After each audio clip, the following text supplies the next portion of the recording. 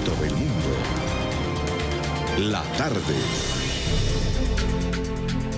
Hola, bienvenidos a La Tarde de NTN 24, el canal de las Américas. Soy Idania Chirinos. Como siempre, un gusto y un compromiso acompañarles cada tarde.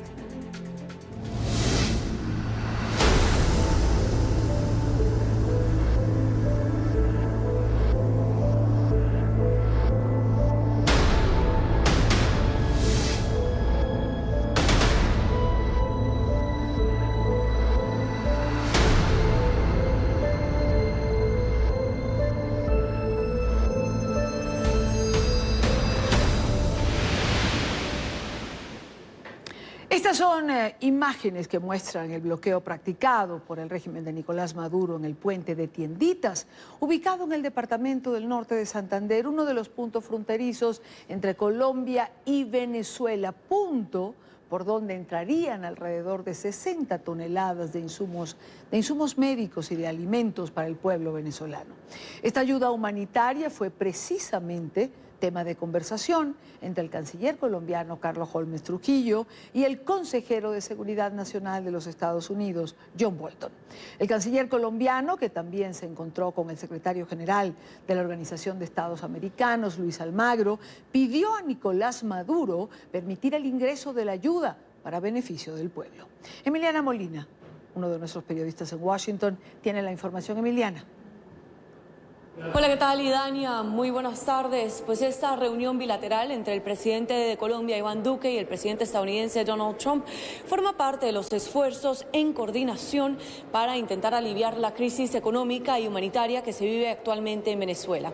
Pues el día de hoy, el canciller colombiano Carlos Holmes Trujillo terminó una ronda de reuniones aquí en Washington, la última, con el secretario general de la Organización de Estados Americanos, Luis Almagro, donde reiteró que si Nicolás Maduro no permite la entrada de la ayuda humanitaria a Venezuela, esto sería un crimen y le daría aún más argumentos a la Corte Penal Internacional para que lo continúen investigando por violaciones de derechos humanos. Impedir que entre la ayuda humanitaria a Venezuela es un crimen. Impedir que llegue la ayuda humanitaria a Venezuela es hacerle daño al pueblo venezolano. Impedir que llegue la ayuda humanitaria a Venezuela no tendría perdón de Dios. Lo que hay que hacer es facilitar que llegue la ayuda humanitaria a Venezuela. En reuniones con el asesor de Seguridad Nacional, John Bolton, el canciller colombiano Carlos Holmes Trujillo asegura que ya se están llevando a cabo las planificaciones de cómo enviar estos paquetes desde Cúcuta a Venezuela, aunque ya empezamos a escuchar los primeros informes de un intento del gobierno de Nicolás Maduro para frenar la entrada de esta ayuda humanitaria. Y definitivamente para nosotros los procesos de fortalecimiento a la transición democrática iniciada en Venezuela por el presidente encargado Juan Guaidó son el camino de paz hacia la paz y democracia hacia la democracia. Ya hay aviones que han llegado a Colombia, se están en los trámites para que todo se concentre en Cúcuta, donde hay un centro de acopio y naturalmente hay una tarea de coordinación muy estrecha. El pueblo venezolano necesita que llegue esa ayuda humanitaria. El pueblo venezolano reclama que llegue esa ayuda humanitaria y Maduro lo que tiene que hacer es no impedir que los hermanos venezolanos reciban la ayuda humanitaria que necesitan. El canciller colombiano anunció que en reuniones con Almagro le pidió el día de hoy a este desempeñar un rol por parte de la Organización de Estados Americanos para lograr el envío de esta ayuda humanitaria a Venezuela. Sin embargo, evitó comentar sobre el reciente comentario de la Cruz Roja que no participará en el envío o la entrega de esta ayuda humanitaria en el país andino hasta que no haya un acuerdo entre ambas partes, o sea, entre el gobierno de Colombia y el gobierno de Nicolás Maduro, o también el gobierno estadounidense que intenta brindar cierto apoyo al pueblo venezolano. Por otro lado, el expresidente colombiano Andrés Pastrana, quien se encontraba en la Organización de Estados Americanos para llevar a cabo o pronunciarse sobre el informe de las elecciones de Costa Rica, aseguró que ya hay múltiples organizaciones dispuestas a colaborar con el envío de estos paquetes al país andino, entre estos la Iglesia.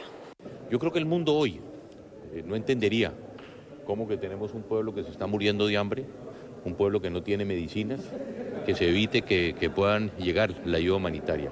Yo creo que el mundo está acompañando en este caso a Venezuela y esperamos, ojalá el presidente Maduro no cometa ese error de no permitir la entrada de la ayuda humanitaria. Hay que tener cuidado, es quién la maneja, porque lógicamente ellos podrán decir que las van a manejar sus propias fuerzas militares.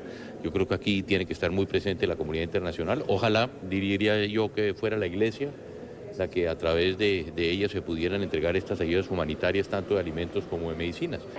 Por último, el canciller colombiano reiteró el apoyo de Colombia al secretario general de la OEA, Luis Almagro, para que éste sea reelegido en este organismo, asegurando que Almagro aún no ha culminado su tarea para intentar restaurar la democracia en Venezuela y en algunos países de la región como Cuba y Nicaragua. Esa es toda la información que tenemos desde Washington. Emiliana Molina, regreso al Centro Internacional de Noticias. Gracias, Emiliana, gracias por la información. Para conversar sobre este tema de la ayuda humanitaria y, por supuesto,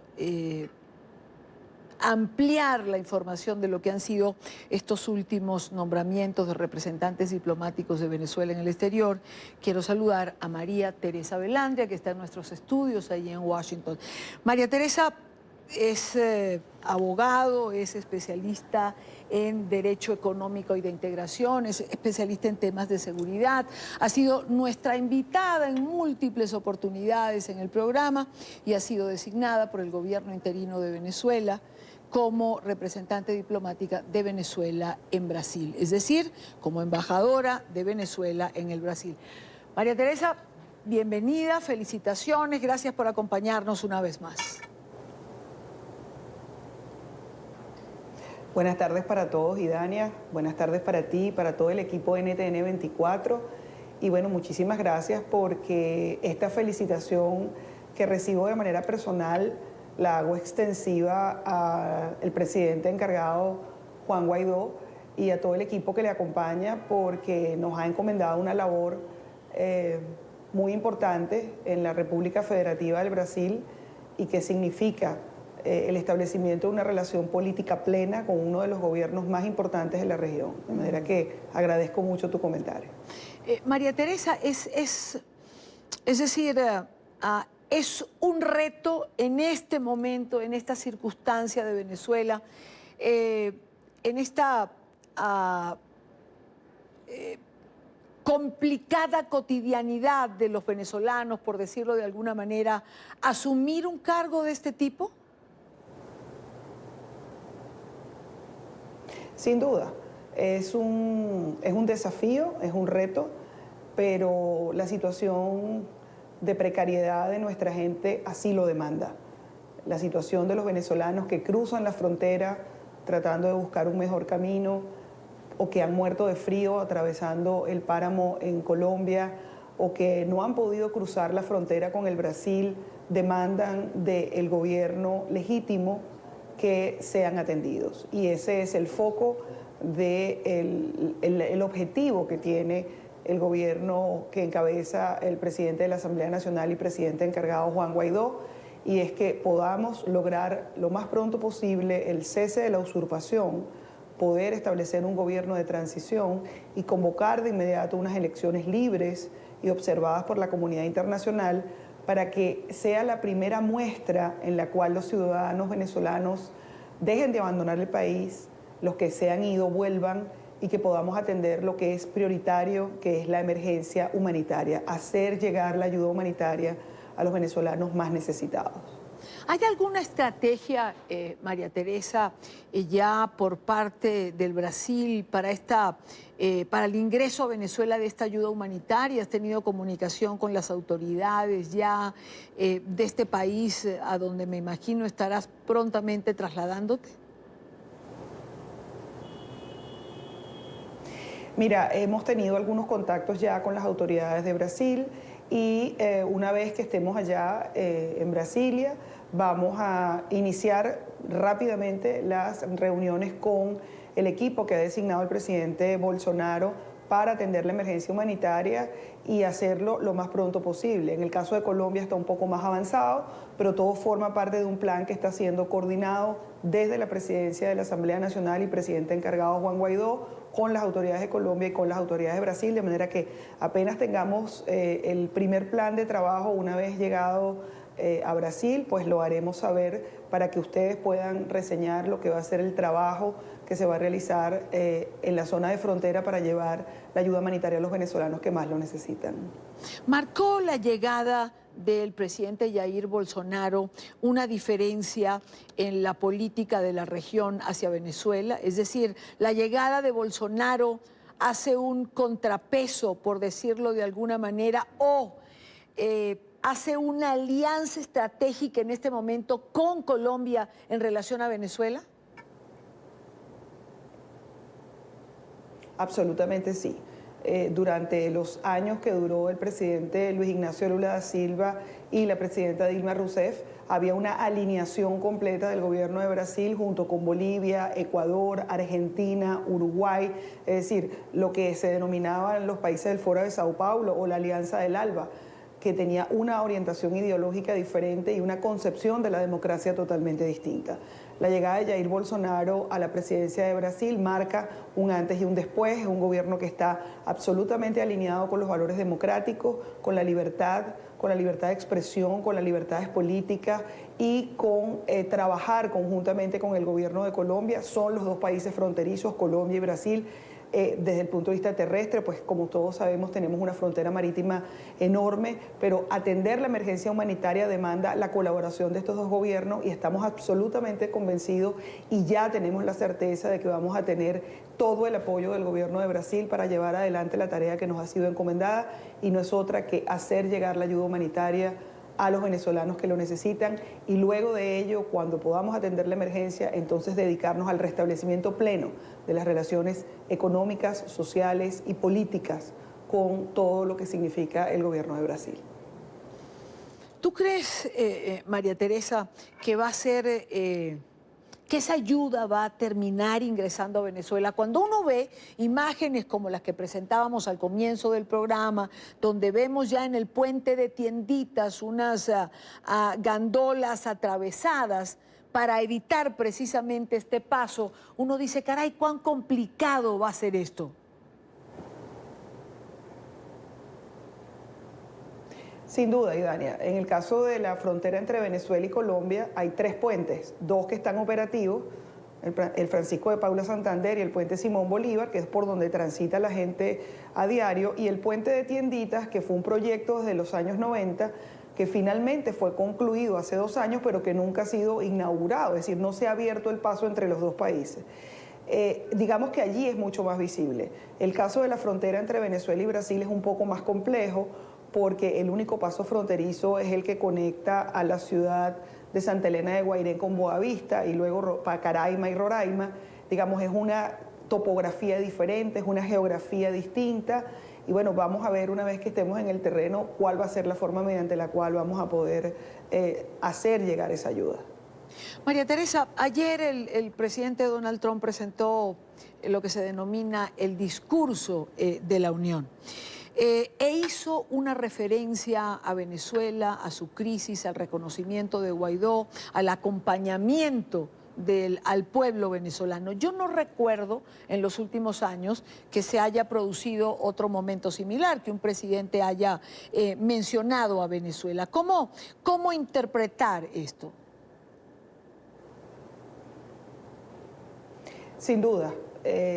Quienes hemos seguido por años el discurso del Estado de la Unión o para los latinoamericanos la rendición de cuenta anual del presidente de los Estados Unidos, estábamos acostumbrados a escuchar en boca de los presidentes de los Estados Unidos en materia de seguridad y defensa o en materia de comercio a otros países, Rusia, China, Irán, Corea del Norte. De manera que es por primera vez que nuestro país es mencionado en ese discurso, lo cual da cuenta de la importancia que tiene para la administración del presidente Donald Trump la crisis de Venezuela. Y eso demuestra no solamente la solidaridad de la administración, sino cómo se ha ido materializando esta solidaridad en los apoyos que se están recibiendo a través del envío de la ayuda humanitaria a Colombia y a Brasil, pero también con todo lo que ha venido ocurriendo en los 2 últimos años desde que el presidente Trump asumió, y es, por ejemplo, el establecimiento de sanciones individuales a funcionarios del régimen, es el congelamiento de las cuentas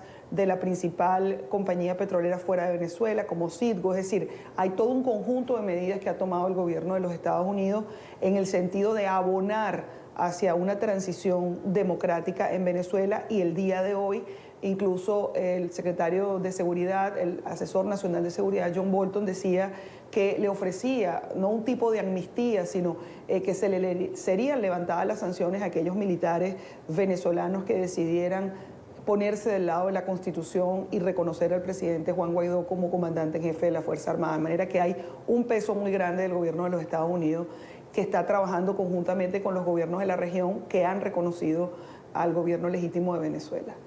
No puedo dejar de preguntarte, María Teresa, en relación al encuentro que mañana está promoviendo tanto México como Uruguay y algunos países de la Comunidad del Caribe y que han denominado el mecanismo de Montevideo para intentar buscar una salida pacífica, negociada o de diálogo a la crisis venezolana. Sostienen ellos, acaban de emitir un comunicado, por cierto, que esto lo hacen siguiendo o en la línea del secretario general de Naciones Unidas, Antonio Guterres. ¿Crees que tenga algún tipo de éxito esto que se está intentando hacer el día de mañana? Mira, a juzgar por los eventos anteriores a este, el gobierno utiliza el diálogo, la mediación o la negociación como un mecanismo para ganar tiempo.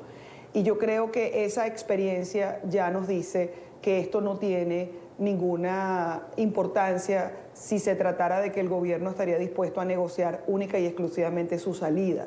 Los diálogos del año 2014, los diálogos del año 2015, 16 y 17 terminaron por mantener al régimen de manera ilegal en el ejercicio de sus cargos.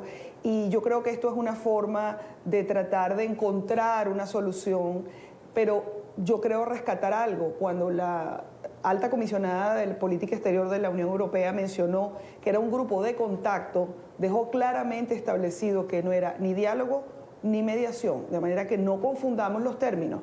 Si ellos quieren reunirse y quieren encontrar una vía, pues están en el perfecto derecho soberano de hacerlo. Pero ya se ha dicho desde la Asamblea Nacional y lo ha dicho el presidente encargado de la República, no hay diálogo. El único diálogo posible sería aquel en el cual nos digan qué día se van. María Teresa Velandia, representante diplomática de Venezuela en el Brasil. María Teresa, gracias por acompañarnos y éxito en tu gestión. Gracias, Idania. Un abrazo para todos. Igualmente para ti.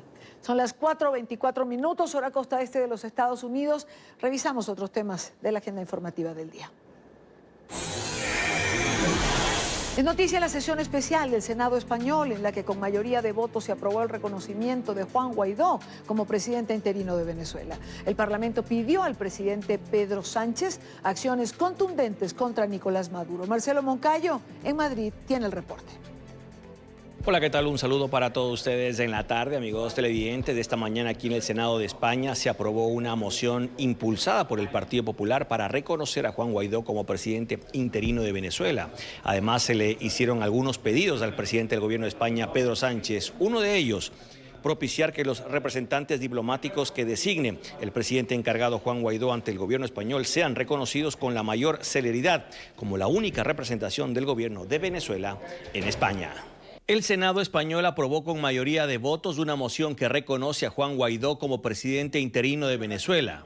Además, insta al gobierno español a hacer efectivo con acciones el reconocimiento a Guaidó que hizo Pedro Sánchez el lunes pasado.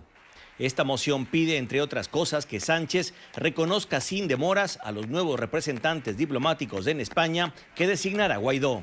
La única representación legítima de Venezuela es la designada por el presidente Guaidó y por la Asamblea Nacional. La Asamblea Nacional de Venezuela y su presidente Juan Guaidó dejó absolutamente claro que rechaza todo tipo de encuentros y grupos de contacto, porque ya conocen muy bien a dónde conducen. Esta moción fue aprobada con 141 votos a favor, 18 en contra y 84 abstenciones. Entre los que se abstuvieron estuvo el Partido Socialista, pues considera que el rechazar el diálogo, tal como lo solicita la moción, podría dar cabida a un enfrentamiento militar. Mi grupo no lo va a apoyar. Mi grupo no quiere que haya un derramamiento de sangre en Venezuela. Se lo digo de antemano. Mi grupo quiere que ante un problema político haya una solución política. Y si tenemos que tumbar a un tirano, hágase, pero bajo el orden internacional, bajo el orden de Naciones Unidas. Entre los presentes, varios venezolanos que agradecieron el apoyo y solicitaron al gobierno español coherencia en sus acciones. Bueno, coherencia, porque si el gobierno de España ha dicho que no reconoce a Maduro por ilegítimo, pero sí reconoce a Guaidó como presidente constitucional de Venezuela, es lógico entonces que el embajador que debe reconocer el gobierno de España es el designado por el presidente Juan Guaidó. Televidentes de la tarde, y entre otras cosas que se le solicitan a través de esta moción al presidente del gobierno de España, Pedro Sánchez, está la de proteger los activos que Venezuela tenga depositados en instituciones bancarias españolas para evitar que el gobierno ilegítimo de Maduro haga uso de esos recursos. Este es el informe para la tarde. Sigan ustedes con más aquí en NTN 24. Hasta pronto. Es noticia el Papa Francisco, quien durante su vuelo de regreso al Vaticano desde los Emiratos Árabes Unidos se refirió por primera vez a los escándalos de abusos sexuales a monjas por parte de sacerdotes y obispos. El pontífice dijo que trabajará para buscar soluciones y un castigo ejemplar para los responsables. No es algo que todos hacen, pero hay sacerdotes e incluso obispos que lo han hecho. Creo que todavía pasa porque algo no termina cuando te das cuenta. La cosa continúa y hemos estado trabajando en ello. Hemos suspendido a algunos clérigos. ¿Hay que hacer algo más? Sí. ¿Tenemos la voluntad? Sí. Pero es un camino que viene de lejos. Es noticia el pedido realizado por la defensa de la expresidenta argentina Cristina Fernández de Kirchner para postergar el inicio del primer juicio oral y público en su contra, previsto para el próximo 26 de febrero. Se trata del proceso por el presunto direccionamiento de la obra pública a favor del empresario Lázaro Báez durante el gobierno kirchnerista. La defensa argumenta la solicitud de aplazo en que aún no han concluido las pericias en este caso. El fiscal del juicio pidió al Tribunal Oral Federal rechazar el pedido de Kirchner e iniciar el debate en la fecha estipulada.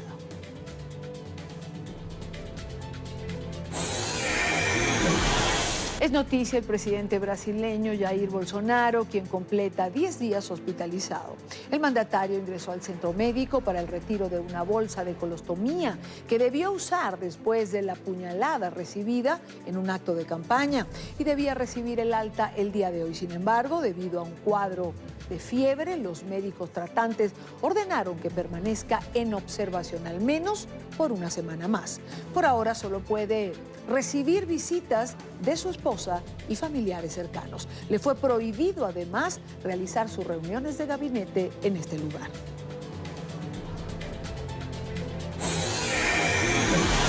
Es noticia la nueva estrategia del gobierno mexicano contra el robo de gasolina en ese país. Con la ayuda de helicópteros, el Ejecutivo busca tomar las medidas necesarias para proteger los ductos y las refinerías de ladrones de combustible.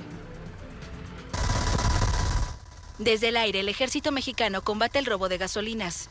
A bordo de un helicóptero artillado, los militares recorren los ductos y refinerías de México para localizar las tomas clandestinas donde los ladrones roban gasolina que después revenden. Un fenómeno popularmente conocido en el país como aguachicoleo. En el vuelo rutinario, la aeronave vigila los ductos que llevan a un centro de distribución en la localidad de Azcapotzalco, en el norte de la Ciudad de México, y a la refinería de Tula, en el central estado de Hidalgo. Fue en ese estado donde la explosión de una toma clandestina causó la muerte de más de 120 personas, que se acercaron a recoger combustible el pasado 18 de enero. El robo de combustible en México deja unos 3,000 millones de dólares en pérdidas anuales a la estatal Petróleos Mexicanos. La aeronave también vigila la refinería de Salamanca, en el central estado de Guanajuato, donde el año pasado hubo reportes de 1,547 tomas clandestinas. Además de vigilar por aire los ductos y refinerías, los elementos del Ejército y la Marina hacen recorridos en tierra y tienen el control de la seguridad en varias refinerías del país. Hacemos la primera pausa en la tarde de hoy cuando son las 4:30 minutos, hora costa este de los Estados Unidos, 6:30 minutos en Buenos Aires. En pantalla les dejo nuestras cuentas de Twitter, siempre en tiempo real, con informe. Al regreso, tendremos el análisis del discurso del Estado de la Unión que pronunciara anoche el presidente de los Estados Unidos, Donald Trump. Conversamos con Stephen Donahue, colaborador permanente de NTN 24. Críticas negativas, favorables en relación al discurso del presidente. En breve, este será uno de los temas de la próxima parte del programa. Continuamos con más en la tarde de hoy. Extremadamente conciliador. Así se mostró anoche el presidente de los Estados Unidos, Donald Trump, en el tradicional discurso sobre el Estado de la Unión. En medio de la polarización entre demócratas y republicanos, el mandatario llamó al Congreso a la concordia, aunque insistió en construir el muro en la frontera con México, que tanto ha dividido la política estadounidense.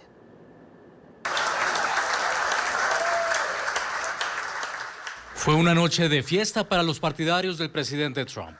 En bares y restaurantes se reunieron para seguir el discurso sobre el Estado de la Unión de Donald Trump, que sorprendió a muchos al llamar a la unidad en uno de los momentos de mayor polarización en la política estadounidense.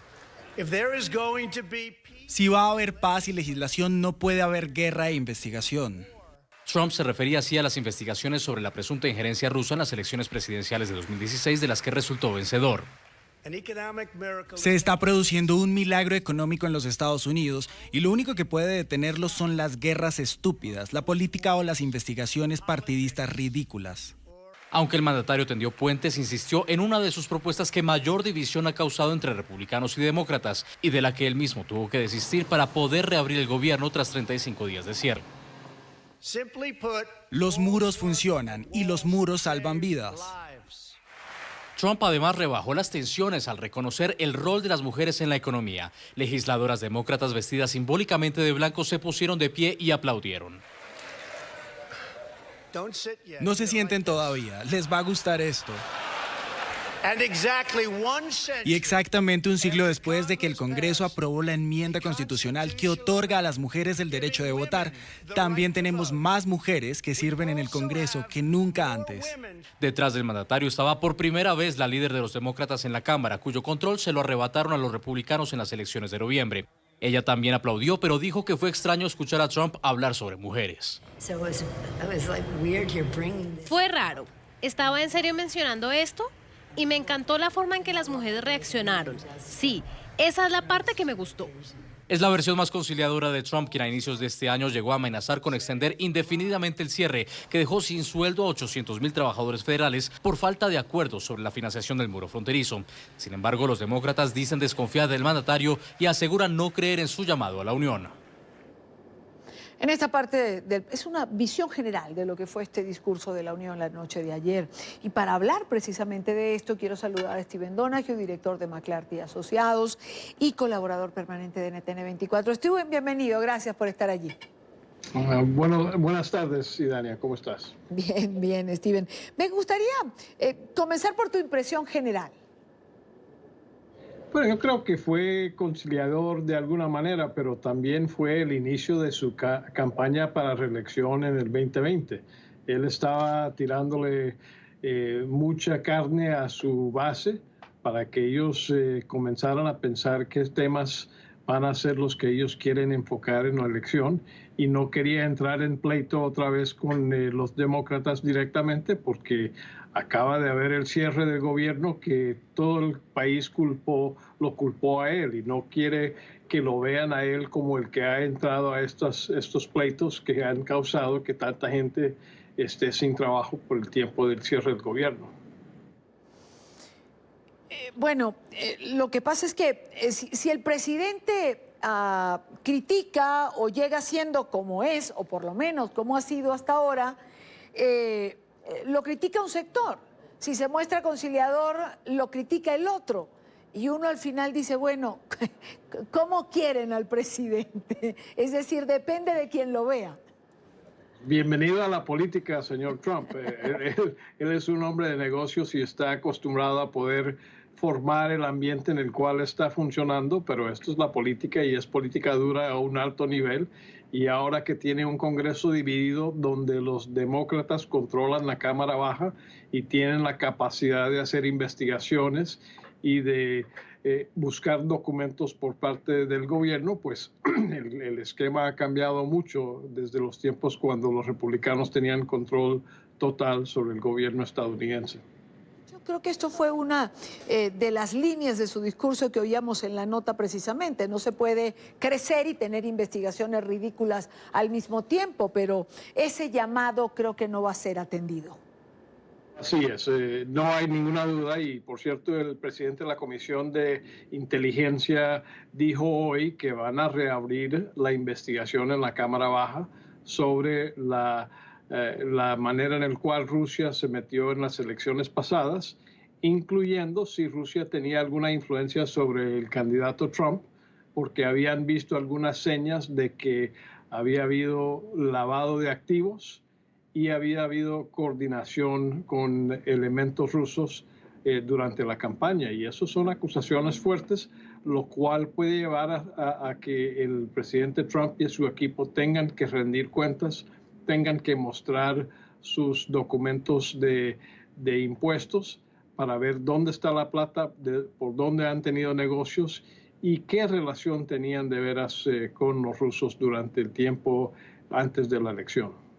Digamos que esa es, Steven, la contraparte de este comienzo de campaña, porque también los demócratas, o para los demócratas, este es un tema duro en la campaña electoral. Por supuesto, lo va a hacer, y hay muchos que creen que esta es la única manera de sacarle aire al ímpetu que ha tenido Trump con su base de extrema derecha, y por eso están buscando qué formas usan para poder buscar un cambio en la presidencia. Yo pienso que lo que los demócratas deben hacer es buscar un buen candidato, porque no se gana nada sin un buen candidato. Bueno, ya tienen varios en lista, ¿no? Habrá que decidir por cuál es, pero si es por candidatos, son muchos los que ya han asomado su candidatura y otros que están listos para hacerlo. Sí, pero ser candidato no significa ser buen candidato, y buen candidato tiene que ser alguien que pueda buscar y encontrar apoyo a niveles nacionales y hacer una oferta que sea mejor que la oferta de los republicanos. Y no estoy seguro que los que se han presentado hasta el momento llegan al nivel para poder derrotar al presidente Trump. No tiene, y no es el tema, pero ya que lo pusimos sobre la mesa, no puedo dejar de preguntarte, en el horizonte demócrata, ¿no ves a nadie que tenga un peso particular? Es decir, ¿qué pasó allí en el Partido Demócrata que quizás... si sacan el nombre de John Biden, por ejemplo, que es como, digamos, un nombre pesado, con representatividad, ¿qué pasó que hay menos opciones o tienen menos opciones los demócratas? No, todavía hay tiempo, y el señor Biden claramente está contemplando si o no se quiere postular. Hay otros gobernadores, hay otros miembros del Congreso que tienen interés, y tendremos que ver cómo sale, pero por el momento los que se han metido, hay uno o dos que pueden ser posibles, pero falta mucho, y muchos de los que se han postulado no parecen tener el peso para poder hacer una contrapropuesta de lo que el señor Trump tendrá.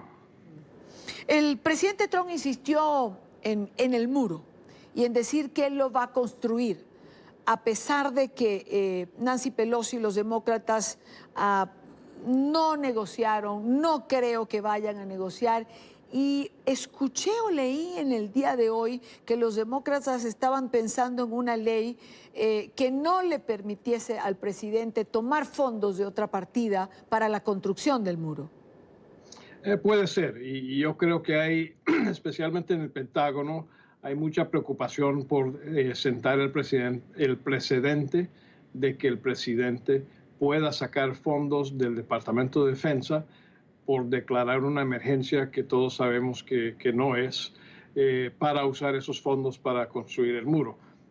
Pero no estoy seguro que una ley le dé la capacidad de hacer lo que quieran hacer, puesto que ambas cámaras tendrían que pasar la ley y el presidente lo tendría que firmar, y si lo vetara tendrían que tener 2/3 partes de ambas cámaras sobrepasando ese veto, y no creo que hay ninguna posibilidad de que eso lo puedan lograr. Pero sí sería una señal muy clara al gobierno y a los departamentos del gobierno de que es el punto de vista del Congreso, de que no es correcto poder usar fondos que están destinados a otros temas para algo para el cual no han sido destinados por el Congreso, y eso causaría que los miembros del gabinete y los funcionarios en esos departamentos tendrían que tomar decisiones muy difíciles, sí o no aceptar una orden de transferir fondos de un lugar donde el Congreso los había puesto a un lugar donde el Congreso ha dicho muy claramente que no quiere que vayan. Anunció el presidente un número determinado de funcionarios que van a desplazarse a la frontera. Si vamos a un juego de palabras, también pues puede ser un muro humano, como ya alguien lo ha mencionado, ¿no?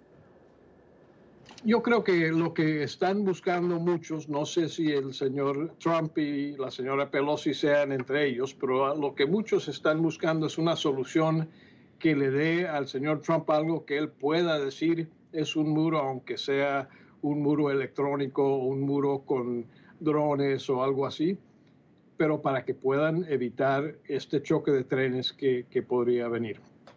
Todos los demócratas quieren que haya seguridad en la frontera, pero el hecho de que el señor Trump lo ha vuelto en un tema de campaña significa que no están dispuestos a darle ese lujo al presidente, darle un tema que él pueda decir que fue exitoso en conseguir su muro.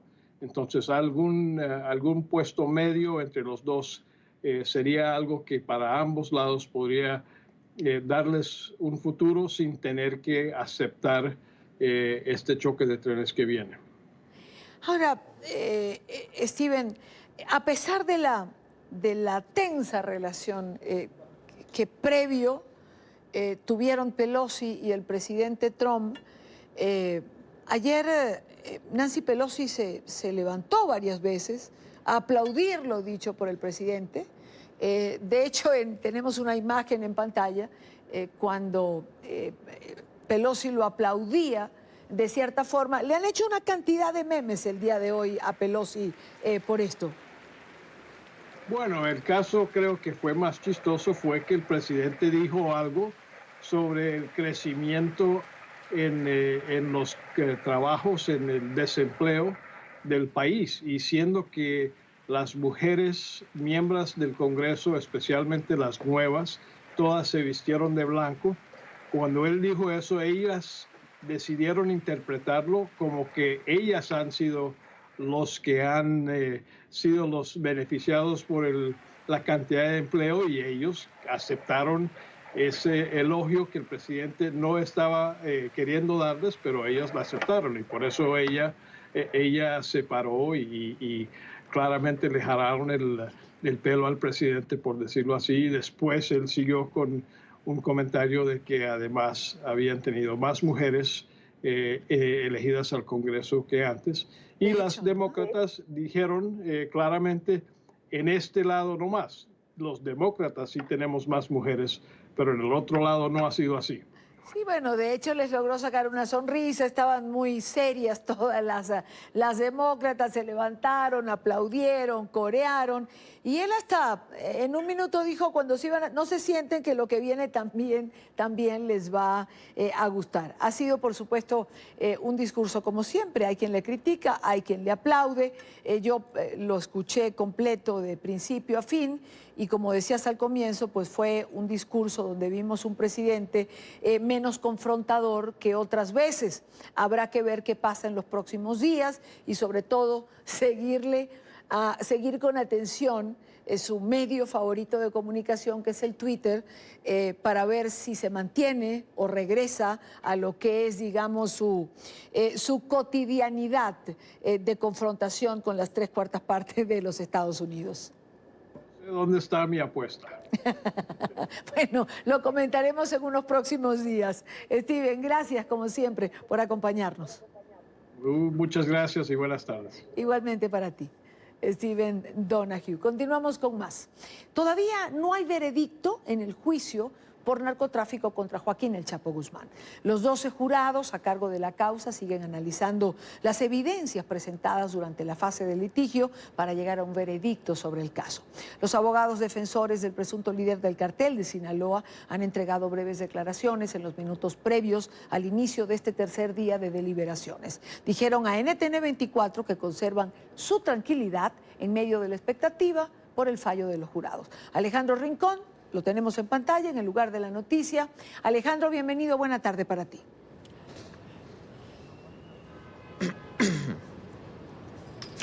Hola Idania, televidentes del canal de las Américas, nos conectamos con ustedes en esta tarde desde el exterior de la Corte Federal del Distrito Oeste de Nueva York, en donde se ha cerrado formalmente este tercer día consecutivo de deliberaciones del proceso por narcotráfico en contra del Chapo Guzmán, día que cierra nuevamente sin veredicto sobre los 10 cargos que le imputa el gobierno de los Estados Unidos al presunto líder del cártel de Sinaloa. Hasta el momento se completan ya más de 17 horas de deliberación de los jurados, una toma de decisión que al menos por ahora no produce resultado y que al menos por ahora, a raíz de lo que ha sucedido en la jornada, nos permite ver que no llegará pronto. Y no tomen mi palabra como una verificación de esta afirmación.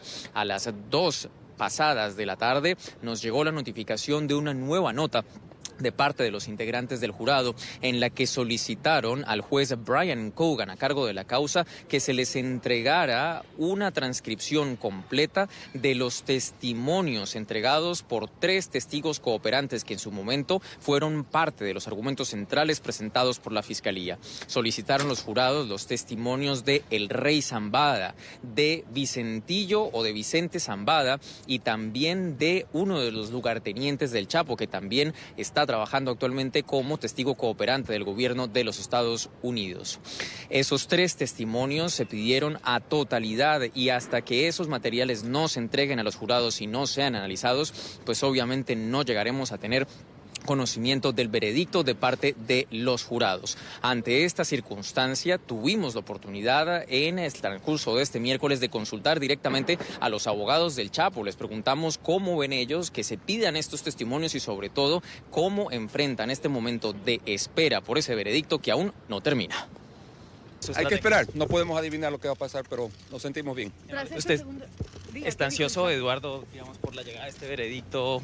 La ansiedad en estos momentos, ¿usted cómo la describe? Todos tranquilos. Joaquín está tranquilo, nosotros estamos tranquilos, todos listos. Bueno, creo que todo lo que se está haciendo está bien y yo personalmente me siento feliz porque se está analizando la evidencia de forma muy cuidadosa, así que vamos a ver qué pasa el día de hoy. Estoy feliz de regresar. Un argumento adicional a propósito de esas declaraciones que ustedes acaban de ver, en particular de las del abogado estadounidense Jeffrey Lichman. Él asegura que ve con buenos ojos que los jurados estén analizando y tomándose el tiempo para revisar esas evidencias, lo que en sí mismo constituye una indicación de que hay dudas en los integrantes de ese panel de jurados sobre determinar la culpabilidad o no del acusado en un cierto número de delitos. A la larga son 10 cargos, 26 violaciones al Código Penal y Criminal de los Estados Unidos, de manera tal que la decisión que este panel de jurados también debe tomar no es fácil. De acuerdo con lo previsto por el tribunal, mañana en la mañana, sobre las 9:30 de la mañana, retomará nuevamente este proceso, esta fase de deliberaciones, y continuará entonces la espera por este veredicto que entra el jueves en su día número 4. Es la información que tenemos para ustedes por ahora en vivo desde la Corte Federal del Distrito Oeste de Nueva York. Y Dania, regreso contigo al estudio para que continúes con más en la tarde. Gracias, Alejandro, gracias por la información. La caravana migrante que partió en el mes de enero desde Honduras ha llegado hoy a la frontera entre México y los Estados Unidos. Cerca de 1.700 centroamericanos a bordo de 50 autobuses arribaron a la ciudad Piedras Negras en el estado de Coahuila, que limita con Eagle Pass en Texas. Los migrantes tienen como objetivo solicitar el asilo en la Unión Americana, pese a la negativa del presidente Trump de facilitar su entrada al país. Mientras los procesos avanzan, el gobierno mexicano ha dispuesto presupuesto de 2 albergues, uno para mujeres y niños y otro para hombres. Otro grupo avanza por el estado de Chiapas hacia la capital mexicana. El Salvador es bien asediado por pandillas. La Sala de lo Constitucional ya no les llama pandillas, sino que los declaró terroristas. Y ellos me han amenazado y prácticamente, aunque se podría decir que ellos controlan territorialmente gran parte del país. En otro orden de ideas, el capitán de la selección Colombia de pesca submarina fue mordido por un tiburón cuando intentaba proteger a una joven mientras realizaba actividades de buceo cerca de Key Biscayne. Por suerte, sobrevivió y ya fue dado de alta del hospital Yen, el que lo atendió por la grave herida en su muñeca derecha. Paola Serna tiene esta historia en Florida. Paola. Hola, ¿qué tal? Muy buenas tardes. Pues bien, Álvaro Ordóñez, a pesar de toda la trayectoria y experiencia en la pesca submarina, pues sufrió este ataque por parte de un tiburón toro cuando se encontraba alrededor de 3,5 kilómetros de las costas de la pequeña isla de Key Biscayne, esto en el condado Miami-Dade. Todo sucedió este fin de semana cuando intentaba salvarle a su amiga de este ataque de este enorme tiburón que, según calcula, era de alrededor de 3,5 metros. Todos ellos enfrentaron uno de los peores miedos y pesadillas para muchos, incluyéndome. El tiburón llegó rápidamente y nuevamente no cogió el pescado que estaba a media agua, sino que movió los así, me vio y se me tiró enseguida a atacar, a establecer territorialidad. Yo le puse una mano, le puse la otra mano en el hocico, lo moví, lo pasé, él coleteó y se devolvió de nuevo y ahí fue donde a lo mejor la mano se resbaló. Me rastrilló con los dientes, yo pienso que los de abajo, y cortó pues toda esta zona. Y lo empujé de nuevo, vi que estaba saliendo mucha sangre, tenía la cabeza del tiburón aquí, estaba agarrado. Yo pensé que venía otro mordisco y mentalmente me preparé para no asustarme o no perder la pelea cuando recibiera el mordisco. Sí hubo un momento en que me empecé a sentir ya un poco más débil, veía la sangre saliendo. De vez en cuando veía que tenía un espacio, miraba el brazo y lo trataba de mantener en alto, arriba del corazón. Álvaro Ordóñez aseguró que este no será un motivo por el cual vaya a dejar de practicar este deporte de la pesca submarina y que espera tan pronto le den de alta comenzar nuevamente con su profesión. Desde Miami informó Paola Serna para NTN 24. Espacio para poder conversar unos minutos. Quiero saludar a Carlos Vecchio, representante diplomático de Venezuela en los Estados Unidos. Embajador, bienvenido, buena tarde. Gracias por su tiempo. Sé que ya sale corriendo a una reunión que tiene. Muy bien. Muy buenas tardes, Dani. Un placer de estar contigo y toda tu audiencia. Igual para nosotros, igual para nosotros. Carlos, a ver, comencemos por este comunicado que se acaba de emitir, que lo emite México, Uruguay y algunos países de la Comunidad del Caribe que presentan el mecanismo de Montevideo y hablan de este encuentro de mañana como una alternativa de diálogo, de solución negociada para la crisis de Venezuela. ¿Alguna posibilidad de éxito para esto? ¿Habrán representantes del gobierno interino?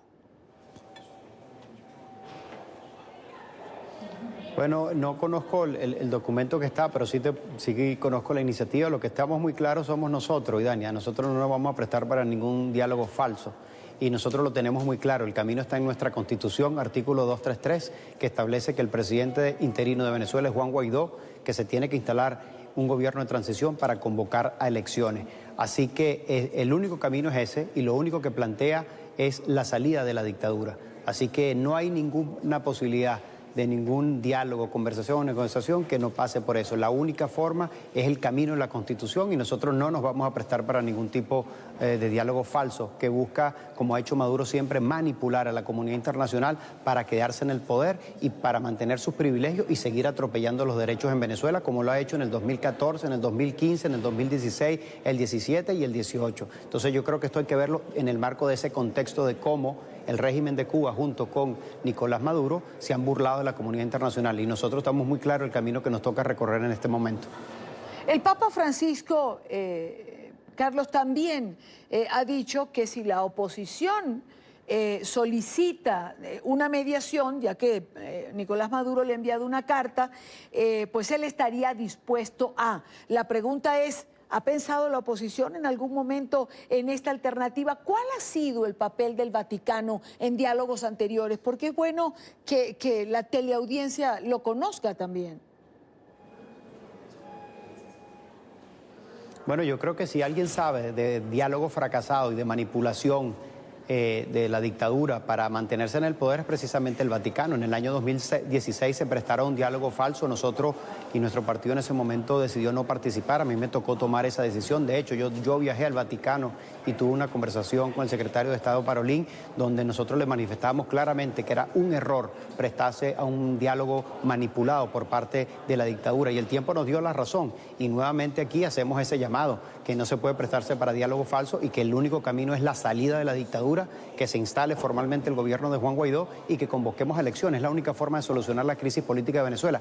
20 años han pasado, suficiente. Hay que parar el sufrimiento de nuestra gente. Y lo que está haciendo Maduro, impidiendo la ayuda humanitaria, profundizando la crisis, simplemente habla de su irresponsabilidad, de que no le importa el pueblo de Venezuela, no le importa que sufra, con tal de que él mantenga los privilegios y los cubanos puedan también sentirse beneficiados de eso, pero no el pueblo. Entonces yo creo que en este momento debemos ser muy serios, debemos estar muy claros en el momento que nos toca.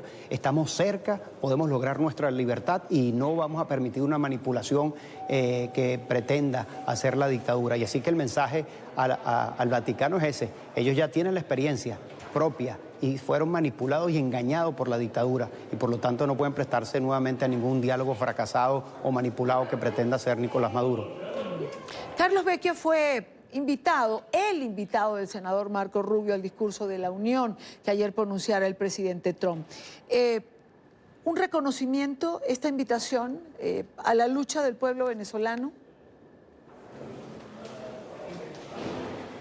Sin duda, Idania, este es un reconocimiento al coraje de nuestro pueblo que está en las calles luchando por su libertad. Así lo veo, así lo interpreto y ha sido esa lucha la que ha permitido el reconocimiento internacional. Y yo digo aquí, Dania, que esto es una lucha bipartidista en los Estados Unidos. Yo he estado todo el día hoy con senadores demócratas.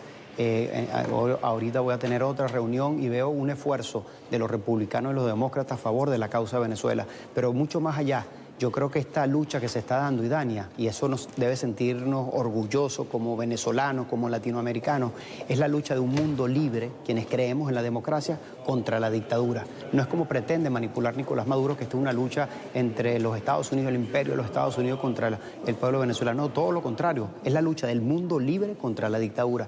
Es quienes creemos en la democracia contra la dictadura. Esto es una lucha entre democracia y dictadura. Y así lo vemos. Y cuando nosotros vemos a todos los países de Latinoamérica sólidos, apoyándonos, cuando vemos Norteamérica y Canadá, y cuando se suma la Unión Europea, nos hace sentir orgullosos de que la lucha que estamos dando tiene un reconocimiento internacional, porque este movimiento está liderado por venezolanos, liderado por nuestro pueblo, en una conducción clara del presidente interino Juan Guaidó. Y el mundo, gracias a ese esfuerzo en las calles de Venezuela, es que ha volteado la cara y ha dicho: hay que estar del lado de la democracia. Y hoy la democracia en el plano mundial se está jugando en Venezuela. Así que más bien nos tenemos que sentir orgullosos que anoche incluso en ese discurso pues se tuvo un espacio para levantar también la voz a favor del pueblo de Venezuela, y eso ha sido gracias al esfuerzo de todos y al reconocimiento que se le ha hecho a Venezuela por su lucha por la libertad. Carlos Vecchio ha estado todo el día allí en el Congreso. De hecho lo vemos allí en los pasillos del Congreso, reuniéndose con demócratas y republicanos. ¿Cuáles son los temas? Es decir, ¿qué aristas se tocan? ¿Qué preocupa? ¿Qué se habla? Todo, Idania, todo. Lo que nosotros estamos haciendo, cuál es nuestra agenda. Le hemos planteado a todos que esto es una lucha por la democracia, contra la dictadura, que le hemos planteado nuestra agenda prioritaria, que es hacer cesar la usurpación, podamos instalar un gobierno de transición para parar el sufrimiento de nuestra gente y que podamos hacer elecciones libres y transparentes. Y también hemos pedido pues, el apoyo para la ayuda humanitaria, que es esencial para ir buscando el alivio y también mostrarle a nuestro pueblo de lo que somos capaces de hacer si esto sigue hacia el camino que nosotros buscamos, que es un cambio profundo, de las grandes oportunidades que van a venir. Y también, Idana, yo aprovecho y no voy a terminar esta entrevista sin decirte que también me reuní con el canciller de Haití, que para nosotros tiene un significado muy especial, es el coraje del presidente Moïse para reconocer a Juan Guaidó como presidente interino y apoyar a nuestro pueblo. Le manifesté y le dije que eso era un paso importante, que reconocía su coraje y que esto era un momento para relanzar las relaciones con el Caribe.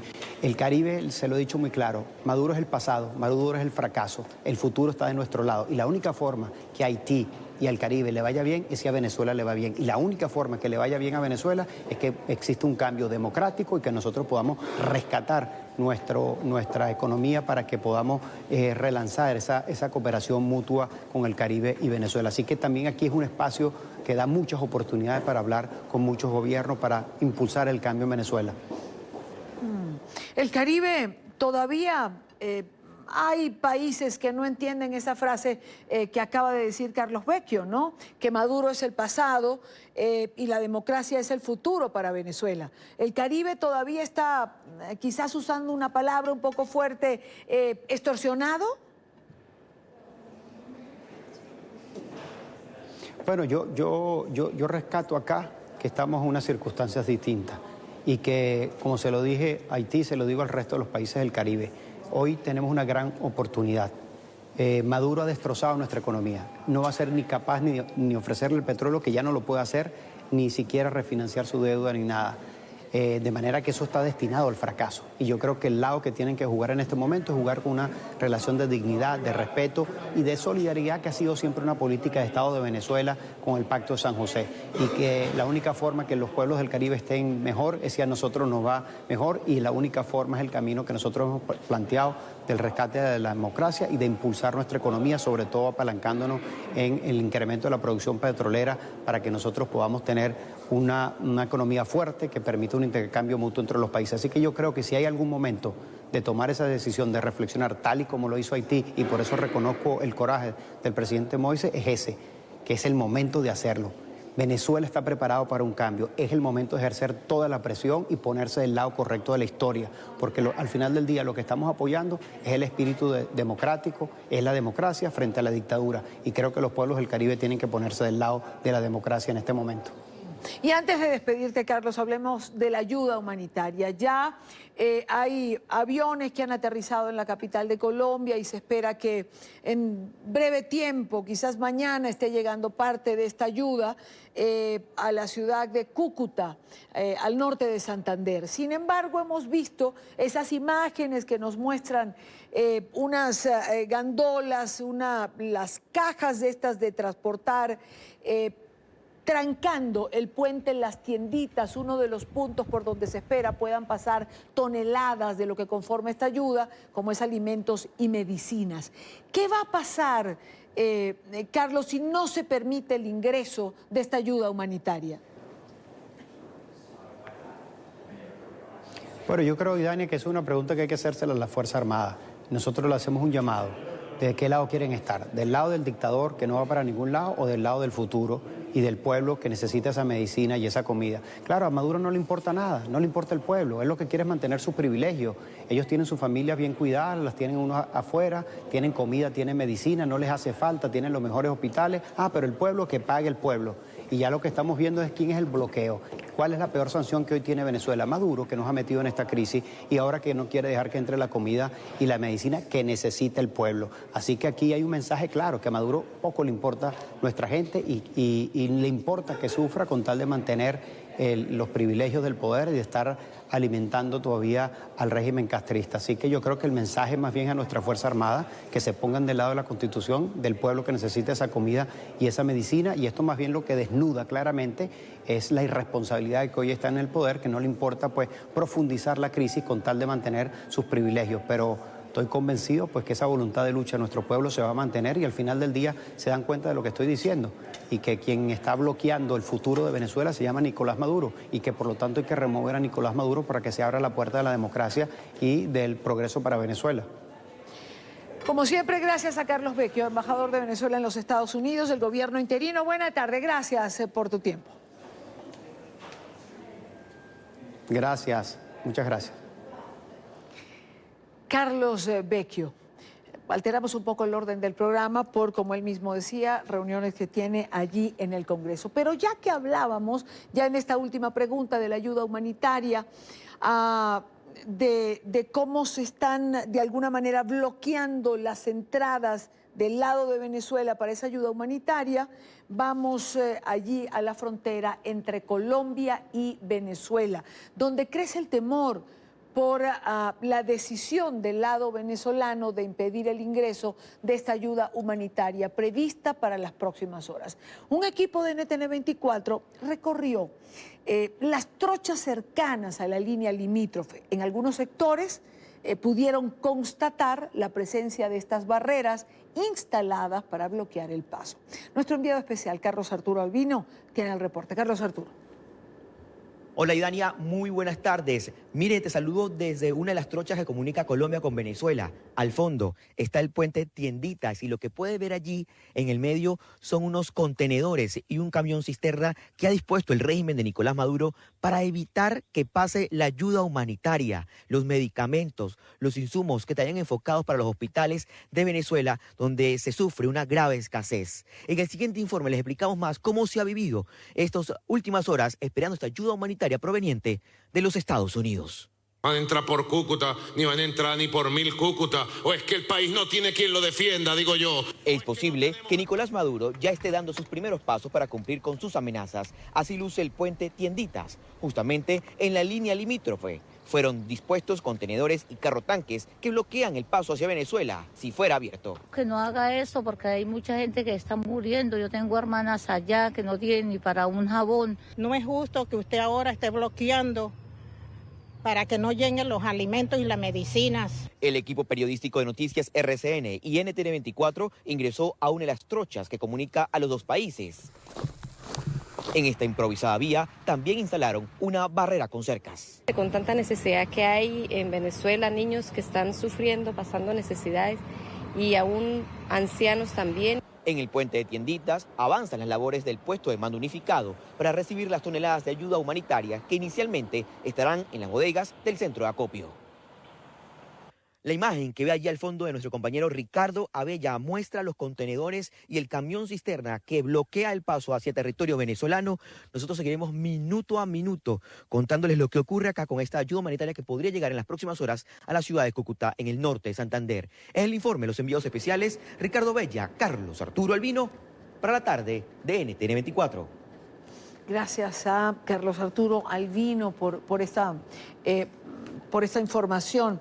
Ahora vamos a otro paso fronterizo, esta vez en La Guajira, al norte de Colombia. La Guardia Venezolana también ha instalado obstáculos para evitar el paso de vehículos. Atravesó carros militares.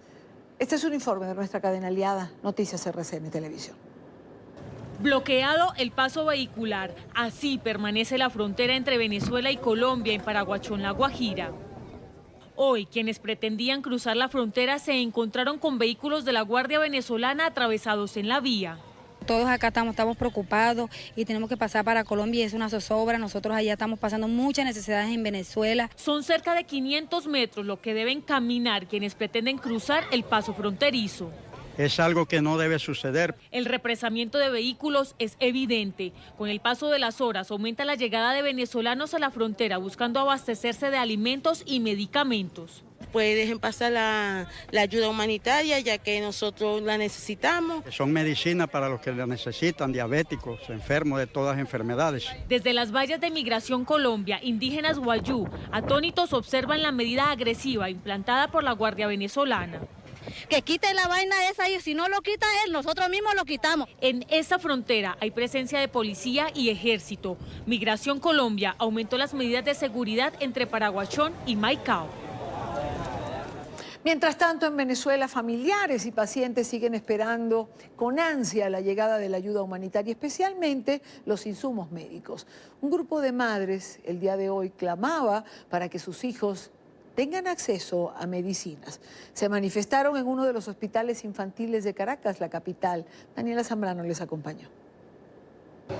Hola, Idania, buenas tardes. El desespero de estas madres es que sus pequeños puedan perder la vida por las complicaciones dentro del hospital, porque adquieren bacterias, porque no hay los insumos necesarios para atenderlo. Y de hecho, el día de ayer, una de ellas pasó por una situación bastante difícil y eso desencadenó la protesta del día de hoy. Tan solo en el mes de enero, 6 pequeños fallecieron en el hospital JM de Los Ríos, el principal del país, y la situación no se ha solucionado. Veamos el informe. Se nos está muriendo en las manos a todas. Entonces, ¿hasta cuándo vamos a seguir resistiendo esto? Es el llanto de una madre desesperada ante la impotencia de ver en riesgo la vida de su hija por falta de insumos. Mi hija tiene 15 años, tiene una neumonía, es paciente renal crónico. Como Lolimar, son muchas madres las afectadas. Mi hijo es un paciente renal, se dializa. Tengo 5 meses esperando su cambio de catéter, ya no tiene un acceso vascular donde colocarle un catéter. Tenemos fallas de electrolitos, tenemos fallas de gases venosos, rayos X, la alimentación de los niños lamentablemente está pésima. La vida de los pacientes del Hospital JM de Los Ríos, el principal hospital de niños del país, corre peligro. Mi hijo sufre de inmunodeficiencia primaria, ahorita pasó a ser un niño oncológico. Tiene 15 días de verse operado de un tumor en el estómago. Él tiene 10, va para un año que no recibe inmunoglobulina porque en el hospital no lo hay. Este martes, Emilce casi pierde a su hijo de 8 años. Su catéter estaba contaminado y por poco no sobrevive a la operación. Un catéter que tiene 15 días de puesto y se contaminó otra vez. Y ayer fue a quirófano y me le dio un paro, que de broma salió, de broma la contó. ¿Por qué? Porque aquí no hay insumo, no hay para hacer un examen, no hay rayos X, no hay nada. Y es que las plantas de ósmosis para dializar llevan meses sin mantenimiento. En realidad la planta de ósmosis no se le hace mantenimiento desde agosto del año pasado. Tenemos casi todos los niños de la hemodiálisis contaminados. Mi hijo ha tenido 5 bacterias en el catéter. En realidad necesita ser operado de emergencia porque si no mi hijo se me va a morir aquí. Una realidad que el régimen de Nicolás Maduro se niega a aceptar. Es un show político. Todo lo que han llamado la ayuda humanitaria. Lo que para Nicolás Maduro es un show, para estas madres es una necesidad. Mi hijo necesita la ayuda humanitaria para ser trasplantado porque mi hijo depende de una máquina de diálisis. Él dice, mamá, yo no me quiero morir en la máquina de diálisis, yo quiero ser trasplantado. Mi hijo de verdad amerita un traqueostomo. Y ¿cómo es posible que en ningún hospital ni en Venezuela haya un traqueostomo para mi hijo? Según la Federación Farmacéutica de Venezuela, la escasez de medicinas en el país alcanza el 85%. Según la organización no gubernamental Prepara Familia, en el mes de enero, 6 pequeños fallecieron acá en el Hospital JM de Los Ríos por complicaciones. Desde Caracas, Venezuela, Daniela Zambrano para la tarde de NTN 24. Gracias, Daniela, gracias por la información. ¿Cómo puede negarse una crisis humanitaria de la dimensión de la que se está viviendo en Venezuela? Es decir, a diario escuchamos este tipo de testimonios. Enfermos terminales o familiares, hoy fueron niños, familiares de otros enfermos que necesitan insumos, medicamentos. ¿Cómo negar la crisis que puede paliarse de alguna manera con esta ayuda humanitaria que está llegando en esta oportunidad a Colombia, que llegará a Brasil para ingresar a Venezuela? ¿Con qué corazón se atraviesan estos bloqueos para impedir esa ayuda que finalmente va a beneficiar al pueblo venezolano? ¿Cómo puede pensarse que no es necesaria cuando los muertos se cuentan por cientos ya? Es algo para lo cual ciertamente no tenemos respuesta. Continuamos. Hoy el presidente interino Juan Guaidó aseguró que jamás ha tenido que empuñar un arma para hacer valer sus ideas. Esto en respuesta al presidente de la Asamblea Nacional Constituyente, Diosdado Cabello, quien le aseguró que jamás ha escuchado el silbido de una bala en su oreja. Hoy Guaidó participó de una reunión con el sector productivo venezolano. Este es un informe de Oliver Fernández en Caracas. Mire, señor Guaidó, usted no ha escuchado el silbido de una bala cerca de usted o yo. No sabe qué se siente cuando una bala pega a 3 centímetros o 1/4 de donde está usted y se escucha cuando pega. No tiene la más mínima idea. Estas palabras fueron consideradas como una amenaza velada. El presidente interino Juan Guaidó aseguró que muchos silbidos de bala ha escuchado el pueblo, provocado por un gobierno que no le interesa garantizar la vida. Triste y lamentablemente, el pueblo de Venezuela ha tenido que escuchar demasiado ya silbidos de bala, producidos por un régimen que no le interesa la vida del venezolano. Amenazas veladas de sonidos que lamentablemente nos hemos tocado mal acostumbrar a convivir, producto de la deficiencia, la inutilidad, la corrupción de un régimen, no nos va a detener. Eso creo que es el mensaje más importante en este momento, porque a pesar de todo eso, seguimos adelante. Así amanecieron los puentes fronterizos, containers y camiones que pretenden impedir el paso de la ayuda humanitaria, una decisión que el presidente Guaidó calificó de criminal y absurda. Ya sabemos que están los tanques. Lo que estamos diciendo es que es una reacción absurda de un régimen que no le interesa el ciudadano y que vamos a hacer todo lo posible para que aún así ingrese parte de esta ayuda. Sin embargo, en las próximas 72 horas pudiera ingresar la ayuda humanitaria a Venezuela. Estamos trabajando para que en los próximos días ya verán resultados, esperemos que el viernes, algunos elementos. Entonces, ¿qué se puede esperar para el viernes? Ese elemento. El viernes lo veremos. Considera que el Vaticano tiene autoridad moral para ayudar a salir de la crisis, pero hoy los tiempos son otros. Debe haber una transición. La gran autoridad moral que tiene el Vaticano o el Papa a lo mejor facilite procesos de garantía para algunos que hoy se han negado a ver la realidad venezolana. Esperemos que a través del Papa, México o cualquier otra, los haga ver que lamentablemente el tiempo hoy, o afortunado para los venezolanos, pero lamentable para ellos, que el tiempo hoy es otro en Venezuela. El presidente interino se reunió con representantes del sector ganadero y agropecuario, quienes denunciaron que Venezuela lleva 12 años continuos de caída de la producción. El presidente interino de Venezuela, Juan Guaidó, se comprometió a reimpulsar la producción ganadera y agropecuaria. Además, destacó que cuando se habla del cese de la usurpación, se está hablando del cese del hambre en Venezuela. Es la información que manejamos desde Caracas. Continúen con más de la tarde de NTN 24. Último minuto. NTN 24. Estas imágenes que tenemos en pantalla corresponden a un incendio en San Francisco, en el vecindario de Laurel Heights, que puede ser el resultado de una explosión de la tubería de gas. Según medios locales, el accidente se habría producido por un trabajo de excavación. Son varios edificios los que fueron alcanzados por este fuego que se propagó rápidamente después de la explosión que sorprendió a todos. En un operativo de emergencia, los funcionarios de socorro han controlado una parte de esta conflagración. Fuentes no oficiales dan cuenta de 5 trabajadores que permanecen desaparecidos.